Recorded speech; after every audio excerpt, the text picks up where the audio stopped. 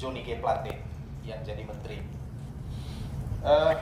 Sikap PDI Perjuangan Nusa Tenggara Timur fraksi itu sudah jelas mendukung sektor pariwisata sebagai prime mover, dan dengan demikian menolak pertambangan ini di Manggarai Timur dan juga bahkan di NTT. Itu sikap fraksi PDI Perjuangan Nusa Tenggara Timur.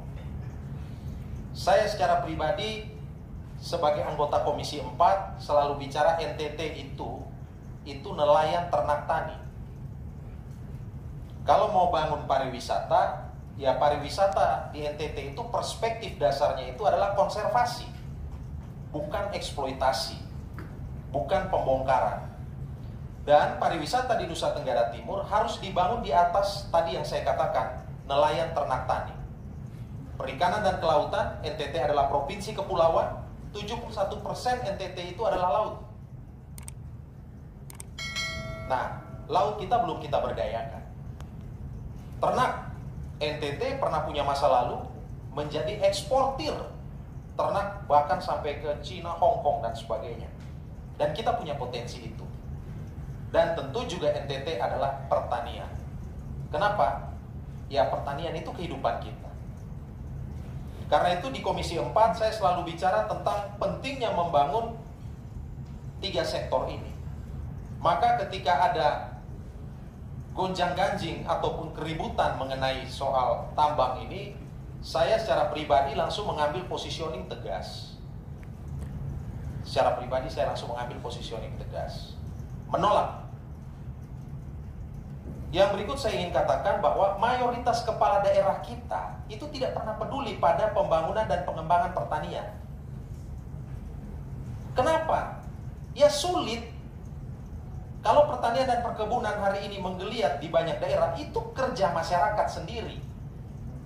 Kerja komunitas, bukan kerja negara. Negara tidak pernah hadir membangun pertanian. Maka ketika kemudian dikatakan sektor pertanian itu sektor yang membawa kemiskinan, ya karena memang tidak pernah diurus. Dan paling gampang adalah mengeluarkan izin untuk investor kemudian melakukan penambangan. Nah karena itu mungkin paradigma kita, mindset kita harus dibenarkan dulu. Betul, kemiskinan NTT yang ada di angka 21% itu adalah kemiskinan petani, kemiskinan di sektor pertanian. Tetapi ingat, kemiskinan NTT itu bukan karena banyaknya lahan tidur, bukan karena manusia tidur, tapi karena negara yang tidur panjang. Karena tidak mampunya negara, kemudian dia lepas tangan dan kemudian mengeluarkan izin. Saya kira ini posisi yang harus kita kita tegaskan ya. Saya secara pribadi menegaskan itu. Yang kedua, pariwisata. Ya pariwisata basisnya ya harus tadi yang saya katakan, pertanian, kehutanan, lingkungan hidup, perikanan, kelautan. Pariwisata dasarnya itu. Ada catatan mengenai pariwisata kita, persoalannya di NTT adalah tidak dibangun di atas fondasi ini. Sehingga hal sederhana, hortikultura misalnya, buah, sayur mayur, untuk di Labuan Bajo misalnya, kita datangkan dari Bima. Kita datangkan dari provinsi di luar NTT. Kenapa? Ya karena kita tidak pernah berinvestasi membangun pertanian kita. Tidak pernah. Tidak pernah. Maka saya katakan, kalau kita, negara ini, pemerintah pusat serius mau memerangi kemiskinan di NTT, harusnya pemerintah pusat itu turun tangan memberikan dana yang besar untuk membangun pertanian. Kemarin Presiden Joko Widodo baru mengeluarkan Perpres nomor 63 tahun 2020 tentang 62 kabupaten tertinggal di Indonesia. Urutan pertama Papua, urutan kedua NTT. Di NTT itu ada 13 kabupaten dari 22 kabupaten yang tertinggal. Setelah saya periksa, kenapa tertinggal? Ya karena berdasarkan sejumlah indikator kemiskinan, IPM dan semuanya itu di bawah standar nasional.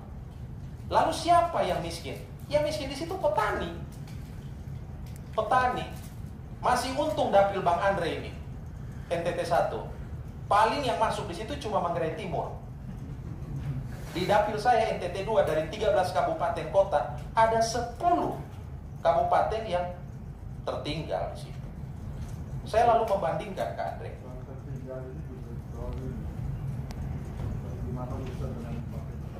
Ya, jadi ya saya kira di Flores masih agak untung, saya lihat ya, masih ada tanaman perkebunan, masih ada kopi, ada coklat, masih mendingan gitu loh.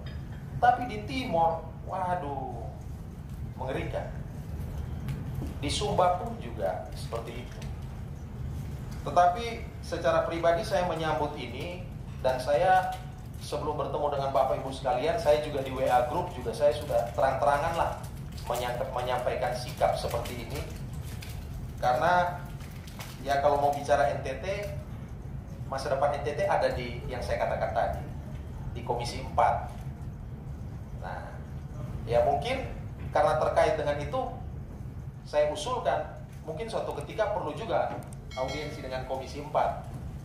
Ya, di Komisi 4 dari NTT itu ada saya, ada Pak Edward Tanur, dan ada Ibu Julie Laiskodat. Dan karena ini ada di NTT 1, ya mungkin Bapak Ibu bisa ngobrol terlebih dulu dengan Ibu Julie Laiskodat sebagai wakil rakyat dari dapil NTT 1. Mungkin itu Bang Andre yang bisa saya sampaikan.